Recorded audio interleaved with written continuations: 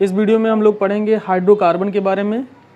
पिछले वीडियो में हमने बताया था आप लोगों को आईपीएसी के कुछ मूल नियम बताए थे कि किस प्रकार से हम लोग जो है आईपीएसी नियम के अंतर्गत जो है किस प्रकार से यौगिकों का नामकरण करते हैं।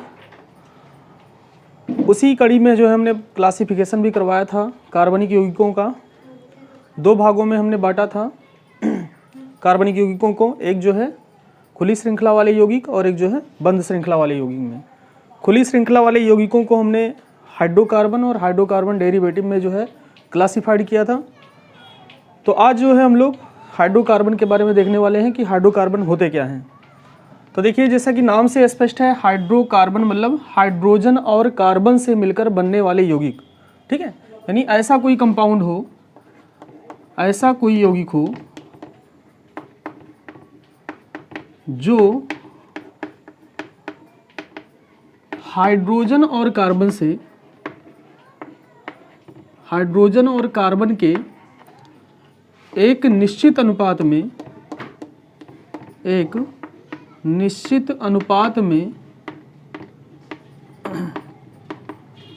मिलने पर प्राप्त होता हो उसे हाइड्रोकार्बन कहते हैं। उसे क्या कहते हैं? हाइड्रोकार्बन कहते हैं। ठीक है, उसे हम लोग हाइड्रोकार्बन कहते हैं। अब देखिए, एक निश्चित अनुपात से मतलब क्या है? एक निश्चित अनुपात का मतलब इस बात पे ध्यान देना है, निश्चित अनुपात पर। ठीक है, ये नहीं कि एक कार्बन हो, दो हाइड्रोजन हो, ये हाइड्रोकार्बन हो जाएगा, या एक कार्बन हो, तीन हाइड्रोजन हो, हाइड्रोकार्बन हो जाएगा। मतलब केवल कार्बन या हाइड्रोजन से ही मिलकर ना बना हो, साथ साथ उसमें जो है परमाणुओं का एक निश्चित अनुपात भी पाया जाता हो। निश्चित अनुपात का मतलब ये है कि कार्बन की या किसी भी परमाणु की जितनी संयोजकताएं होती हों वो संयोजकता पूरी होती हो, उस नियम को फॉलो करते हों वो। ठीक है, उसको हम लोग जो है निश्चित अनुपात बोलते हैं। जैसे कार्बन है, अब कार्बन के साथ अगर हाइड्रोजन जुड़े तो कितना हाइड्रोजन जो है इसके साथ जुड़ेगा? तो इसके साथ जो है अगर 4 हाइड्रोजन जुड़े तो यहाँ पर कार्बन की भी संयोजकता पूरी होगी और हाइड्रोजन की भी पूरी होगी। तो इस प्रकार से ये एक हाइड्रोकार्बन बन जाएगा। अब अगर CH2 की बात करें कि CH2 हाइड्रोकार्बन है कि नहीं है, भले ही ये कार्बन और हाइड्रोजन से मिलकर बना है, परंतु इसमें अगर देखा जाए तो कार्बन की जो संयोजकता है वो 2 ही पूरी हो रही है। ठीक है, अगर इसका स्ट्रक्चर देखा जाए तो इस प्रकार से अगर बनाएं हम, तो हाइड्रोजन की संयोजकता भले ही पूरी है लेकिन कार्बन की संयोजकता पूरी नहीं है, अर्थात यहाँ पर कार्बन और हाइड्रोजन का जो है एक निश्चित अनुपात नहीं है। ठीक है, तो इसलिए ये हाइड्रोकार्बन नहीं होगा और ये एक हाइड्रोकार्बन है। ठीक है, तो इस तरह से हमने जान लिया कि हाइड्रोकार्बन कहते किसको है। ठीक है, ऐसा कोई कंपाउंड हो, ऐसा कोई यौगिक हो जिसमें हाइड्रोजन और कार्बन एक निश्चित अनुपात में मिलने पर प्राप्त होता हो, उसको हम लोग क्या बोलेंगे? हाइड्रोकार्बन कहेंगे। ठीक है, अब देखिए इसमें हाइड्रोकार्बन होते कितने प्रकार के हैं। तो हाइड्रोकार्बन हमने बताया था आपको पिछली वीडियो में कि हाइड्रोकार्बन 3 प्रकार के होते हैं। एक को हम लोग एल्केन बोलते हैं, दूसरे को हम लोग एल्कीन कहते हैं और तीसरे को हम लोग एल्काइन कहते हैं। यानी 3 प्रकार के होते हैं, एल्केन, एल्कीन और एल्काइन। अब सबसे पहले हम लोग जो है फोकस करेंगे एल्केन होते क्या हैं और किसको कहा जाता है, और उसका हम लोग नामकरण भी देखेंगे कैसे किया जाता है। ठीक है, नामकरण में हम लोग पिछली बातों को ही ध्यान में रखते हुए करेंगे। तो सबसे पहला हेडिंग आप लोग लगाएंगे एल्केन। ठीक है, हाइड्रोकार्बन में एल्केन। ठीक है, तो एल्केन की परिभाषा क्या होती है? एल्केन मतलब ऐसे हाइड्रोकार्बन जो इस सूत्र को फॉलो करते हो, इस सूत्र को फॉलो करते हो। क्या है सूत्र भाई? CnH2n+2। CnH2n+2। अगर इस सूत्र को कोई हाइड्रोकार्बन फॉलो कर रहा है तो वो एल्केन होगा। ठीक है, जहाँ पर जो N है वो है नंबर ऑफ कार्बन यानी कार्बन की संख्या। चलिए इसी में देख लेते हैं हम लोग। अगर कार्बन की संख्या 1 है, ठीक है, तो हाइड्रोजन की संख्या कितनी होनी चाहिए? अगर कार्बन की संख्या 1 है तो हाइड्रोजन की संख्या हो जाएगी 2 × 1 + 2, यानी जो है कार्बन की संख्या अगर 1 है तो हाइड्रोजन की संख्या कितनी होनी चाहिए, 4 हाइड्रोकार्बन होने के लिए, यानी एल्केन होने के लिए। अगर कार्बन की संख्या 2 है तो हाइड्रोजन की संख्या कितनी हो जानी चाहिए, 2 दूनी 4 और 2 6। अगर कार्बन की संख्या 3 है तो हाइड्रोजन की संख्या कितनी होनी चाहिए, 8।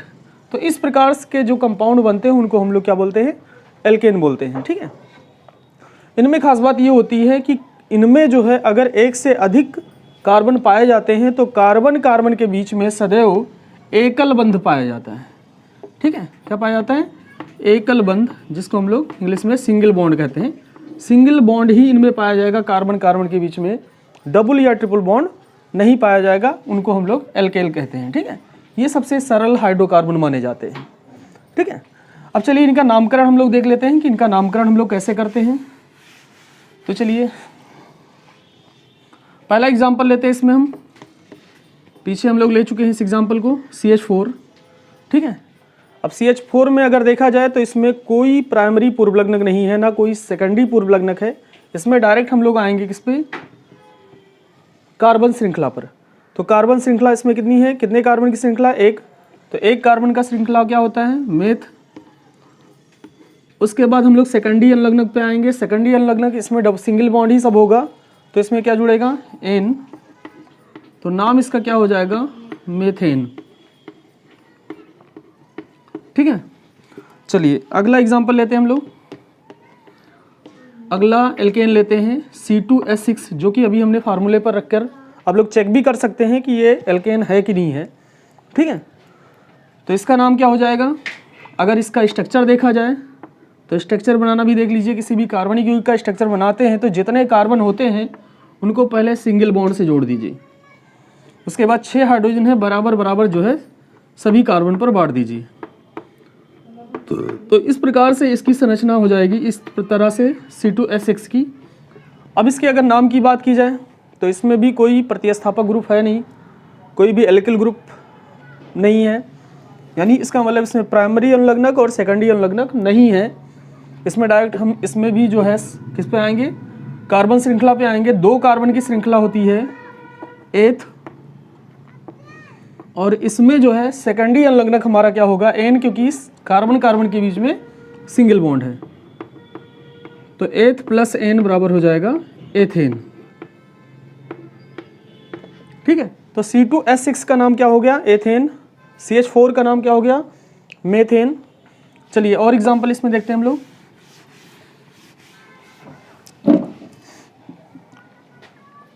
अगला एग्जांपल है इसी कड़ी में C3H8। ठीक है, C3H8, इसकी संरचना कैसे बनेगी, 3 कार्बन को प्रत्येक को सिंगल बॉन्ड से जोड़ देंगे। 8 हाइड्रोजन हमें जोड़ने हैं, तो पहले जो है 3 इधर रख दें ताकि इस कार्बन की वैलेंसी पूरी हो जाए, और 3 इधर रख दें ताकि इस कार्बन की वैलेंसी पूरी हो जाए, और इस कार्बन की वैलेंसी 2 कम पड़ी है, 2 हाइड्रोजन हमने जोड़ दिया। इस तरह से इसकी संरचना बन गई। ठीक है, C3H8, इसका नाम क्या हो जाएगा, प्रोपेन। प्रोपेन। ठीक है, तो इस तरह से हमने कुछ एल्केन के जो है नामकरण देख लिए कैसे किया जाता है। अब चलिए कुछ हम लोग जो है श्रृंखला वाले, यानी जिनमें कुछ पार्श्व श्रृंखलाएं पाई जाती हों, 20 से कुछ श्रृंखलाएं निकली होती हैं, उनका जो है नामकरण देखते हैं। लेकिन उनसे पहले जो है हम लोग थोड़ा सा एल्किल के बारे में जान लेते हैं। हमने बताया था एल्किल के बारे में पिछले वीडियो में कि एल्किल होते क्या हैं। तो किसी भी एल्केन से एक हाइड्रोजन को निकाल दीजिए, -1 हाइड्रोजन। ठीक है, 1 हाइड्रोजन को निकाल दीजिए और क्या शब्द जोड़ दीजिए, उसमें से 1 हाइड्रोजन निकालेंगे, और उसमें जब 1 हाइड्रोजन निकालेंगे तो वो एल्केन जो है किस में कन्वर्ट हो जाएगा, एल्किल में। यानी किसी भी हाइड्रोजन एल्केन में से अगर 1 हाइड्रोजन निकाल दें तो वो एल्केन किस में कन्वर्ट हो जाता है, एल्किल में। ठीक है, अब जैसे एग्जांपल स्वरूप जैसे हम लोग ले रहे हैं मेथेन, फार्मूला आपको पता ही है, CH4 होता है। अब मेथेन से 1 हाइड्रोजन को निकाल दें तो ये क्या बन जाएगा, CH3 बन जाएगा। ठीक है, यहाँ पर एक वैलेंसी खाली रखेंगे क्योंकि वो वैलेंसी हाइड्रोजन जा चुकी है। ठीक है, अब इसका नाम हो जाएगा एल्किल के रूप में, CH3 का नाम मेथिल हो जाएगा। ठीक है, इसी प्रकार से और कुछ एग्जाम्पल हैं। जैसे अगर C2H6 था तो उसका नाम था एथेन। एक हाइड्रोकार्बन था और अगर एक हाइड्रोजन निकाल दे उसमें हम, तो बन जाएगा C2H5। अब इसका नाम हो जाएगा एथिल। क्या नाम हो जाएगा? एथिल। तो CH3 का नाम होता है मेथिल और C2H5 का नाम एथिल। अगर इसको थोड़ा सा देखना चाहे कहीं कहीं पर ये एथिल जो है इस रूप में भी लिखा रहता है, सिंगल बॉन्ड CH2 CH3, तो ऐसे भी लिखा रहे तब भी यही चीज़ है। ठीक है, चाहे C2H5 के रूप में लिखा हो या सिंगल बॉन्ड CH2 CH3 यानी इस रूप में लिखा हो, तब भी वो एथिल ग्रुप ही बोला जाएगा। ठीक है, चलिए और कुछ एल्किल ग्रुप देख लेते हैं हम लोग। अगला है C3H8। C3H8 से एक हाइड्रोजन को निकालेंगे तो ये बन जाएगा C3H7 और एक वैलेंसी इस कार्बन की खाली हो जाएगी। अब इसको हम लोग बोलेंगे प्रोपिल। क्या बोलेंगे? प्रोपिल। ठीक है, इसको हम लोग ऐसे भी लिख सकते हैं या ऐसे भी लिख सकते हैं CH2 CH3। ठीक है, तो इस रूप में भी हम लोग लिख सकते हैं प्रोपिल को। ठीक है, C3H7 या CH2 CH3 के रूप में भी प्रोपिल को लिख सकते हैं। ठीक है, तो ये जो है एल्किल समूह आप लोग ध्यान रखिएगा, अपनी किताब में जो है कॉपी में जो है नोट कर लीजिएगा। नोट्स वगैरह जो है बना रहे हैं तो अच्छी बात है, नहीं तो इसको नोट कर लीजिएगा। ये एल्किल समूह जो है कुछ प्रमुख हमने लिखा दिया। इसके अलावा जो है एक दो और देख लीजिए। अगर कोई भी पार्ट श्रृंखला के रूप में इस तरह के ग्रुप पाए जाते हैं, CH3 का होल ट्वाइस CH, या इसको हम लोग ऐसे भी लिख सकते हैं खोलकर, CH से जो है दो CH3 जुड़े हुए हैं। ठीक है, इसको ऐसे भी लिखा जा सकता है। इसको बोलते हैं आइसोप्रोपिल समूह, आइसोप्रोपिल। तो अगर कहीं पार्ट श्रृंखला के रूप में ये चीज़ मिले आपको तो जान लीजिए कौन सा एल्किल ग्रुप है? आइसोप्रोपिल है। ठीक है, एक और देख लीजिए। अगर इस तरह से कोई चीज़ लिखा हुआ है CH3 का होल थ्राइस C समूह किसी में पाया जाए तो इसको हम लोग बोलते हैं नियोब्यूटिल। नियोब्यूटिल।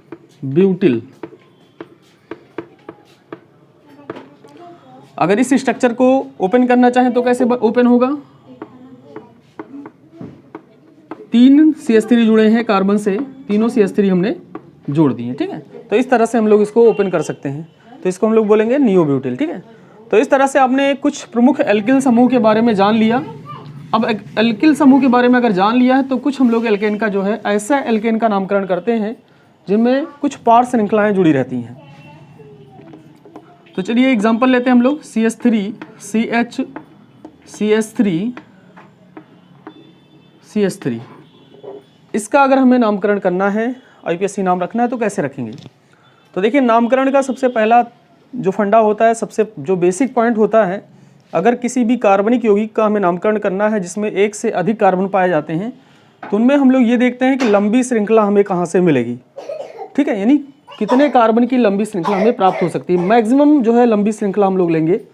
ठीक है, तो मैक्सिमम लंबी श्रृंखला जो हमें मिलेगी 3 कार्बन की, चाहे इधर से इधर आएँ या चाहे इधर से इधर जाएँ या इधर से इधर चलें या इधर से इधर चलें, तब भी 3 ही कार्बन की लंबी श्रृंखला हमें प्राप्त होगी। ठीक है, हमें लंबी श्रृंखला लेनी है, ना कि सीधी।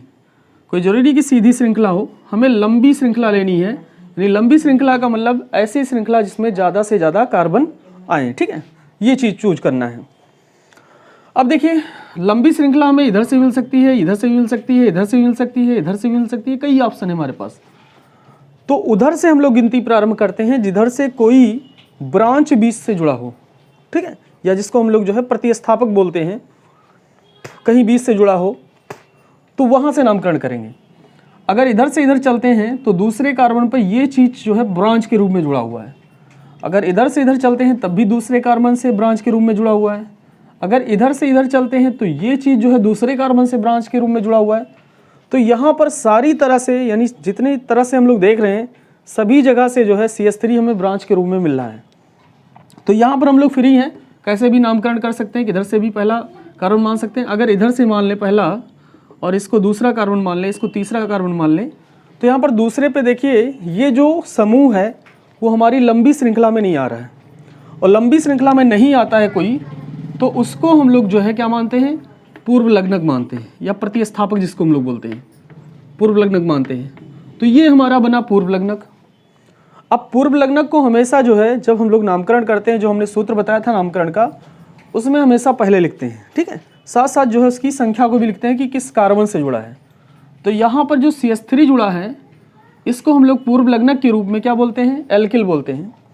और एल्किल में CH3 का नाम होता है मेथिल। तो दूसरे नंबर पे मेथिल जुड़ा हुआ है, तो इसका नाम हो जाएगा 2-मेथिल। फिर हाइफन इसको बोलते हैं, बीच में डैश का चिन्ह लगाते हैं उसको हाइफन बोलते हैं। हाइफन लगाएंगे, उसके बाद इसका तो नाम हो गया। अब 3 कार्बन की लंबी श्रृंखला होती है प्रोप प्लस एन, क्योंकि सिंगल बॉन्ड सब में है, तो नाम हो जाएगा प्रोपेन। क्या नाम हो जाएगा, प्रोपेन, ठीक है। तो इस तरह से हमने इसका नामकरण कर लिया। इसका नामकरण क्या होता है, 2-मेथिल प्रोपेन, ठीक है। चलिए तो अगला एग्जाम्पल हम लोग लेते हैं। अगला एग्जाम्पल है CH3 CH2 CH3, ठीक है। यहाँ पर हमने CH3 जोड़ दिया, ठीक है। अब ये एग्जाम्पल है, इसका हमें नामकरण करना है। कैसे नामकरण करेंगे, तो देखिए हमें लंबी श्रृंखला चुननी है। लंबी श्रृंखला हमें इधर से भी मिल सकती है 4 कार्बन की, इधर से भी 4 कार्बन की मिल सकती है, इधर से भी मिल सकती है, इधर से भी मिल सकती है, यानी कई ऑप्शन है हमारे पास चलने के। फिर जब इस तरह के केसेज आ जाएं कि कई तरफ से जो है आपको लंबी श्रृंखला मिल रही हो, तो हमने बताया था कि हम उधर से गिनती करते हैं जिधर से पूर्व लग्नक यानी पार्श्व श्रृंखला जुड़ी हो कहीं बीच से।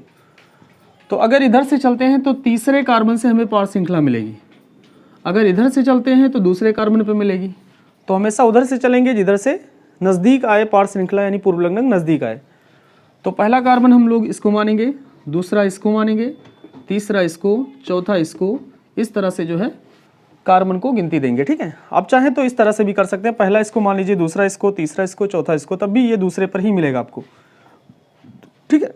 अब यहाँ पर देखिए दूसरे पर जो है पार्श्व श्रृंखला जुड़ी हुई है, यानी प्रतिस्थापक दूसरे पर जुड़ा हुआ है। प्रतिस्थापक के रूप में CH3 का नाम जो है क्या हो जाता है, मेथिल। दूसरे पर जुड़ा हुआ है तो इसका नाम हो जाएगा 2-मेथिल। और 4 कार्बन का एल्केन होता है। 4 कार्बन में जो है अगर कार्बनिक श्रृंखला में 4 कार्बन हो तो उसके लिए क्या जुड़ता है भाई, उसके लिए ब्यूट जुड़ता है। और ब्यूट प्लस एन चूंकि सिंगल बॉन्ड है तो इसलिए हो जाएगा ब्यूटेन। तो इस तरह से इसका नाम हुआ 2-मेथिल ब्यूटेन, ठीक है। चलिए और एग्जांपल लेते हैं इसमें। अगला एग्जांपल है CH3 CH, यहाँ हमने CH3 जोड़ दिया और यहाँ हमने जोड़ दिया C2H5, उसके बाद CH2, फिर CH2, फिर CH3, ठीक है। ये हमारा जो है एक कोई यौगिक है, कंपाउंड है, इसका हमें नामकरण करना है। तो नामकरण करने में सबसे पहली चीज़ वही, हमें एक लंबी श्रृंखला का चुनाव करना है। तो लंबी श्रृंखला हमें मिलेगी 6 कार्बन की। अगर इधर से इधर आते हैं तो 6 कार्बन की लंबी श्रृंखला, इधर से इधर जाते हैं तब भी 6 कार्बन की लंबी श्रृंखला, लेकिन अगर इधर से इधर जाते हैं तब भी 6 कार्बन की मिल रही है, क्योंकि ये वास्तव में CH2 CH3 है, तो भी 6 कार्बन की मिल रही है, ठीक है। अब देखिए 6 कार्बन की हमें मिल रही है, तो ये देखेंगे कि इधर से हमें पार्श्व श्रृंखला यानी प्रतिस्थापक की इधर से 20 से क्या नाम है पहले मिल रहे हैं। तो अगर इधर से करते हैं तो चौथे और पाँचवें पे मिल रहा है, लेकिन अगर इधर से करते हैं हम लोग तो दूसरे पे और तीसरे पे मिल रहा है आपको। तो हमेशा उधर से करेंगे जिधर से पहले मिले, ठीक है। तो गिनती इधर से प्रारंभ करेंगे हम लोग, पहला ये, दूसरा ये, तीसरा ये, चौथा, पाँचवा, छठा, इस तरह से जो है हम लोग गिनती शुरू करेंगे, ठीक है। अब देखिए इसको बोला जाता है मेथिल और इसको बोला जाता है एथिल। पार्श्व श्रृंखला के रूप में यानी प्रतिस्थापक के रूप में C2H5 हो, यानी C2H5 वाला एल्किल हो, तो उसको हम लोग बोलते हैं एथिल।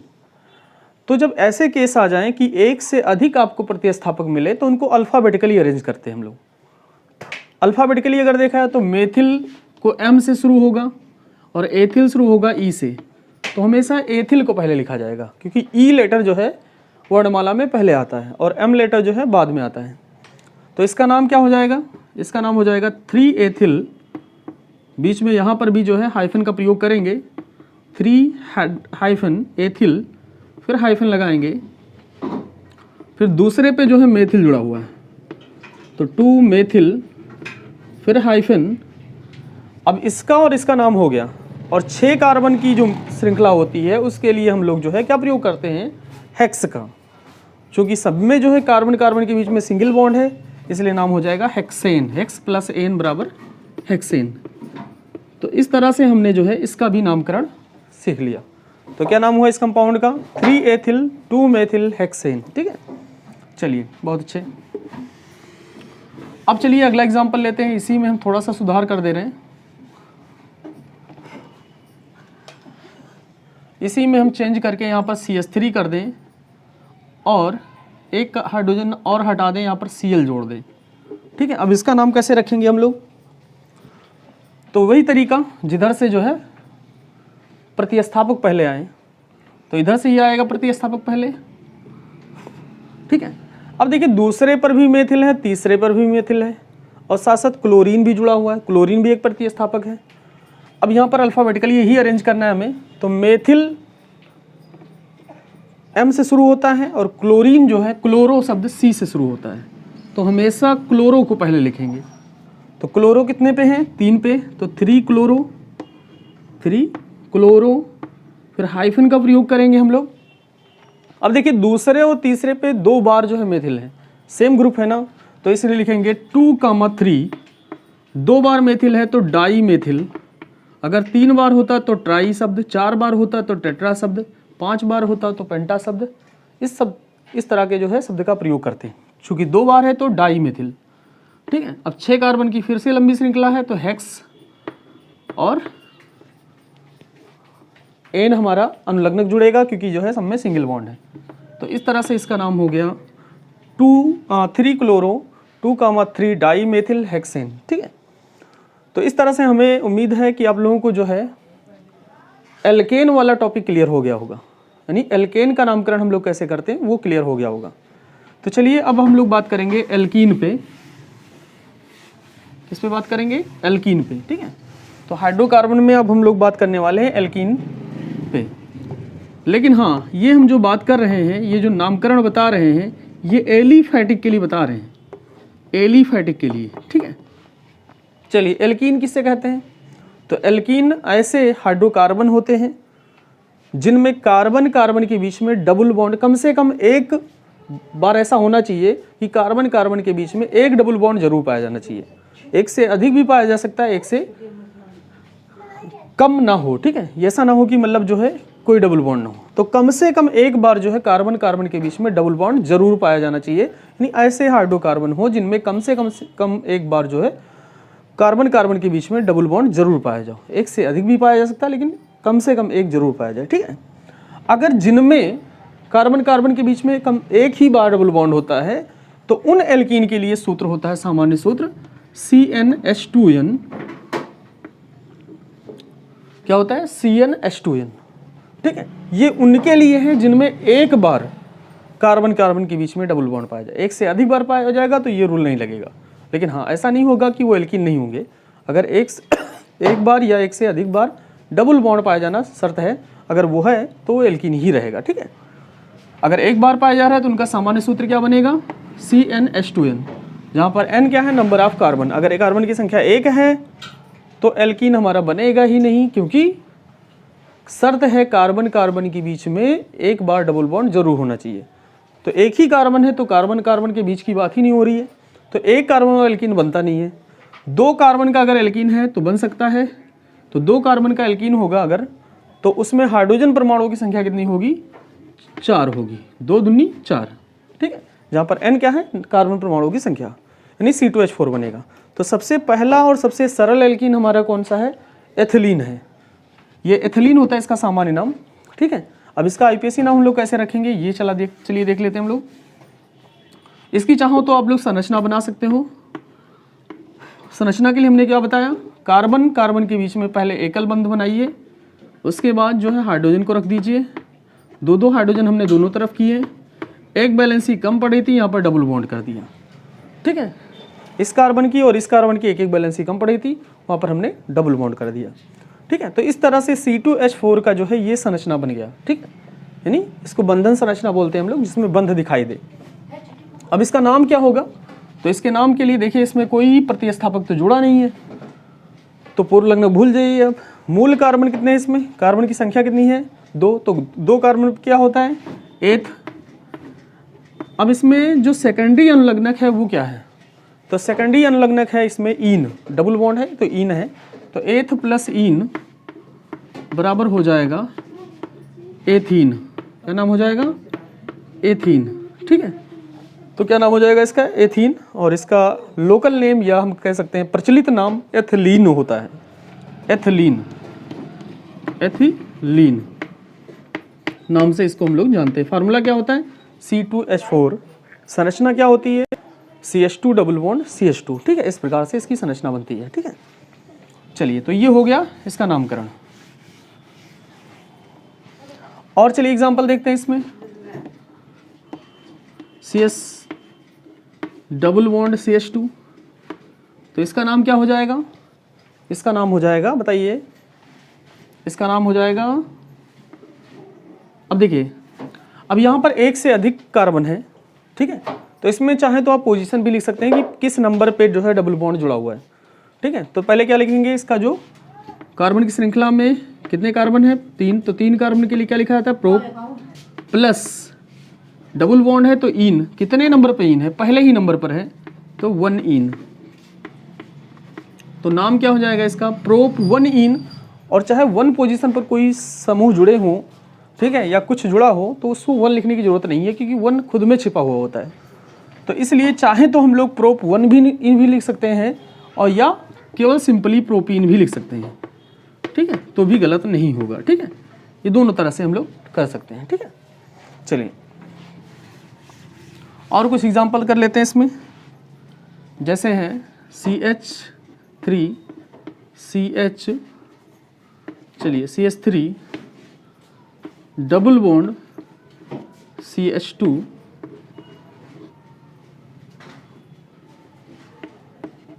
CH3 एक और जोड़ देते हैं हम CH3, इसका नामकरण करना है तो किस प्रकार से नामकरण किया जाएगा। तो देखिए नामकरण का तरीका क्या है, लंबी श्रृंखला चुनते हैं, तो लंबी श्रृंखला हमें चाहे इधर से गिनेंगे 4 कार्बन से ज़्यादा नहीं मिलने वाली है।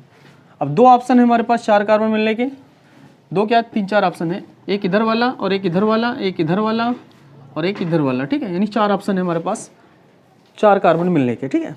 तो हम लोग वो श्रृंखला चुनेंगे जिसमें ज़्यादा से ज़्यादा जो है पूर्व लग्नक आते हों, ठीक है, ज़्यादा से ज़्यादा क्या आते हो पूर्व लग्नक आते हो, ज़्यादा से ज़्यादा ब्रांच मिलते हो।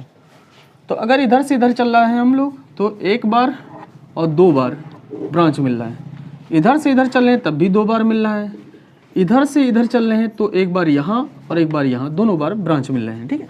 अब देख लेते हैं हम लोग किधर से जल्दी मिल रहा है हमें, तो इधर से इधर चल रहे हैं तो दूसरे पे तीसरे पे, अगर इधर से इधर चल रहे हैं तब भी दूसरे पे और तीसरे पे मिल रहा है। और साथ साथ ये भी देखना है कि इधर से हमारा डबल बॉन्ड पहले आ रहा है, नहीं द्वितीय अनुलग्नक किधर से आ रहा है पहले, तो इधर से भी दूसरे नंबर पे और इधर से भी दूसरे नंबर पे, तो हम लोग फ्री हैं कि इधर से भी कर सकते हैं। तो चलिए इसको अगर पहला मान लें, इसको दूसरा कार्बन मान लें, इसको तीसरा मान लें, इसको चौथा मान लें कार्बन, ठीक है।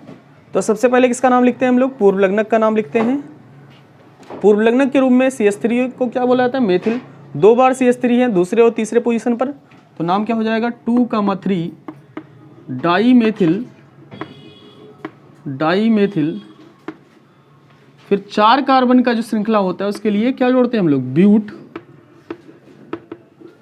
प्लस किस पोजीशन पे हम लोग इन जुड़ा हुआ है, इन जुड़ा हुआ है, इधर से गिनती कर रहे हैं ना, तो दूसरे पे जुड़ा हुआ है तो इसके लिए 2 इन, ठीक है। बीच में हम लोग संख्या भी लिखेंगे, यहाँ पर 2 लिखना जरूरी है क्योंकि यहाँ पर अगर 1 लिख देंगे तो गलत हो जाएगा, जब ब्यूटीन खाली लिख देंगे तो गलत हो जाएगा क्योंकि ब्यूटीन का मतलब होता है पहले कार्बन से जुड़ा हुआ है, तो ये बात ध्यान रखना है आपको, ठीक है। चलिए कुछ और एग्जाम्पल देखते हैं हम लोग, एक आध एग्जाम्पल और देख लेंगे इसमें। अगर अभी तक जो हमने कंपाउंड लिए उनमें एक ही डबल बॉन्ड थे, अब ऐसा भी ले लें जिसमें 2 डबल बॉन्ड हो या 2 से अधिक हो डबल बॉन्ड, ठीक है, वो भी एल्कीन ही है, कोई दूसरा कंपाउंड नहीं है, ठीक है। तो हमने ले लिया ये चीज़, ठीक है।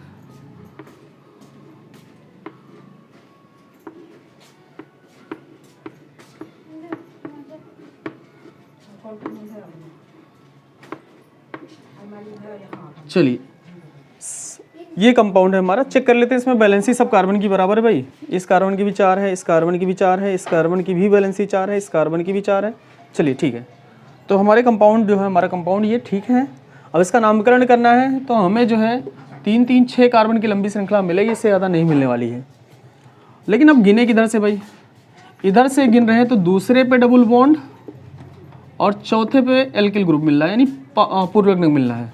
और इधर से गिन रहे हैं हम लोग तो दूसरे पे मिल रहा है और तीसरे पे ये मिल रहा है। तो हम लोग गिनती उधर से करेंगे जिधर से डबल बॉन्ड भी पहले मिले, यानी हमारा अनुलग्नक पहले मिले, ठीक है, और साथ ही साथ पूर्वलग्नक भी पहले मिले, ठीक है। लेकिन जब ऐसे केसेज हो जाए, मान लो भी चीज़ यही चीज़ यहाँ जुड़ी होती, ठीक है, तो हम लोग इधर भी से भी कर सकते थे, इधर से भी कर सकते थे, ठीक है। लेकिन अब ये चीज़ जुड़ा है यहाँ पर, तो इधर से ही देख लीजिए नामकरण। अब कार्बन को गिनती देंगे, पहला कार्बन हम लोग इसको मानेंगे, दूसरा इसको, तीसरा इसको, चौथा इसको, पांचवा इसको, छठवां इसको। तो तीसरे पे हमारा पूर्वलग्न कौन सा जुड़ा है, मेथिल, तो नाम हो जाएगा इसका 3 मेथिल, ठीक है। फिर हाइफन लगाएंगे। 6 कार्बन की लंबी श्रृंखला है, तो हेक्स कितने नंबर पे डबल बॉन्ड है भाई, दूसरे पे और चौथे पे, तो 2,4 कितनी बार है, 2 बार, 2 के लिए डाई शब्द और डाई इन, 2 बार इन ग्रुप है, लेकिन डाई इन हो जाएगा। तो इस तरह से इसका नाम हो जाएगा 3 मेथिल हेक्स 2,4 डाई इन हो जाएगा, ठीक है।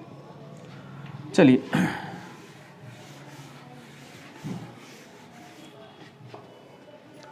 और देख लेते हैं एग्जाम्पल।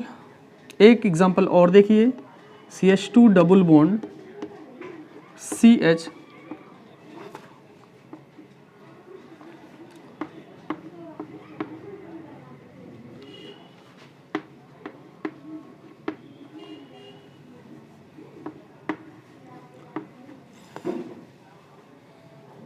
चलिए ये मेरा कंपाउंड है, यहाँ पर एच कर दिए।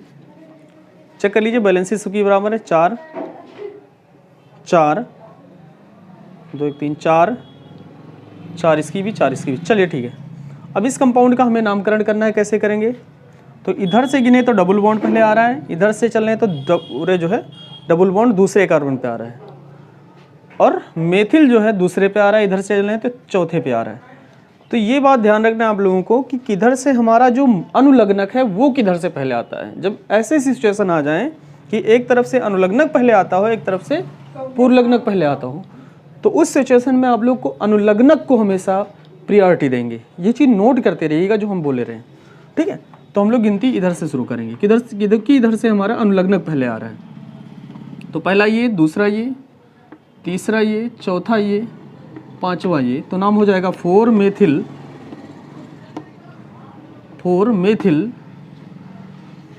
5 कार्बन की लंबी श्रृंखला होती है, पेंट जुड़ेगा। और देखिए पहले पर और तीसरे कार्बन से जुड़ा हुआ है, तो 1,3 2 बार इन है तो डाई इन, तो ये नाम हो जाएगा इसका, ठीक है। चलिए अब हम लोग एल्काइन देख लेते हैं। अगला हाइड्रोकार्बन का जो अगला टॉपिक है एल्काइन। आज के वीडियो में एल्काइन तक हम लोग क्लियर करेंगे, उसके बाद अगले वीडियो में जो है हम लोग हाइड्रोकार्बन व्युत्पन्न को देखेंगे। अगला है एल्काइन। एल्काइन किसे कहते हैं भाई, तो एल्काइन का मतलब ऐसे हाइड्रोकार्बन हो जिनमें जो है कार्बन के बीच में कम से कम एक ट्रिपल बॉन्ड पाया जाना जरूरी है। कम से कम एक ट्रिपल बॉन्ड पाया जाता हो तो उनको हम लोग एल्काइन कहते हैं। अगर किसी भी कंपाउंड में कार्बन के बीच में एक ही बार ट्रिपल बॉन्ड आ रहा है तो उनका सामान्य सूत्र हो जाता है CnH2n-2। इनका सामान्य सूत्र हो जाता है CnH2n-2, ठीक है। जैसे अगर कार्बन की संख्या 1 है तो एक तो एल्काइन बनेगा नहीं, क्योंकि कार्बन के बीच में जो है ट्रिपल बॉन्ड होना जरूरी है। तो 2 कार्बन पे जो एल्काइन बनेगा हमारा, उसका सूत्र हो जाएगा C2H2, या इसकी संरचना अगर बनाना चाहें तो बन जाएगा C ट्रिपल बॉन्ड C, एक H इधर एक H इधर, ठीक है। इसके बीच में सिंगल बॉन्ड होता है, जहाँ पर कुछ ना लिखा जाए जान लीजिए सिंगल बॉन्ड है वहाँ पर, ठीक है।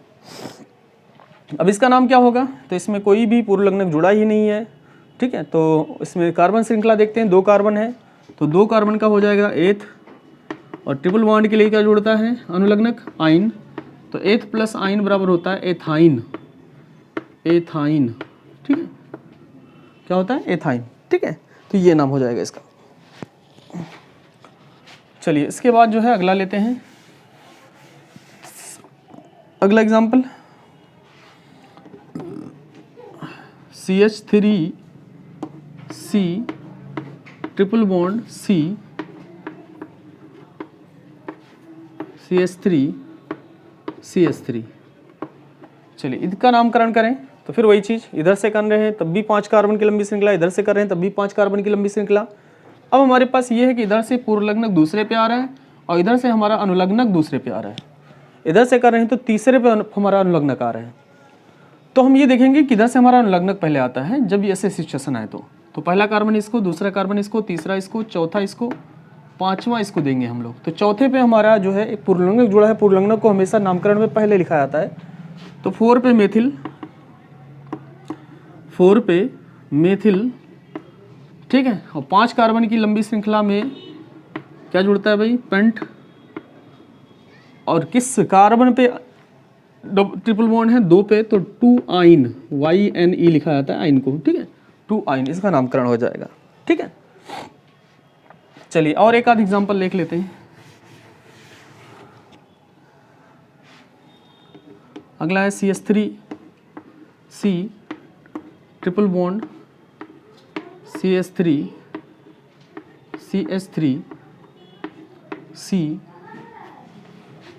ट्रिपल बॉन्ड CH, ये हमारा कंपाउंड है। अब देखिए इसका नामकरण कैसे करेंगे हम लोग। तो देखिए 6 कार्बन से ज़्यादा लंबी श्रृंखला में नहीं मिलने वाली है, चाहे इधर से इधर चलें चाहे इधर से इधर चलें। ये तो फिक्स हो गया कि कितने कार्बन की लंबी श्रृंखला मिलेगी। अब इधर से अगर कर रहे हैं तो दूसरे पे हमें ट्रिपल बॉन्ड मिल रहा है और इधर से कर रहे हैं तो पहले पे ट्रिपल बॉन्ड मिल रहा है, तो हमेशा पहले को ही प्रायोरिटी दी जाएगी। तो इधर से नामकरण करेंगे, पहला ये, दूसरा ये, तीसरा ये, चौथा ये, 5वां कार्बन ये, 6वां कार्बन ये। तो इस तरह से हमें ये पता हो गया कि इधर से हमें किधर चलना है, ठीक है।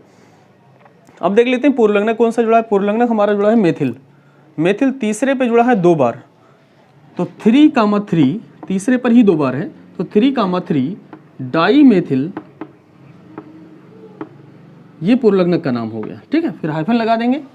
उसके बाद कितने कार्बन की लंबी श्रृंखला है, 6 कार्बन की लंबी श्रृंखला के लिए हम लोग लिखते हैं हेक्स।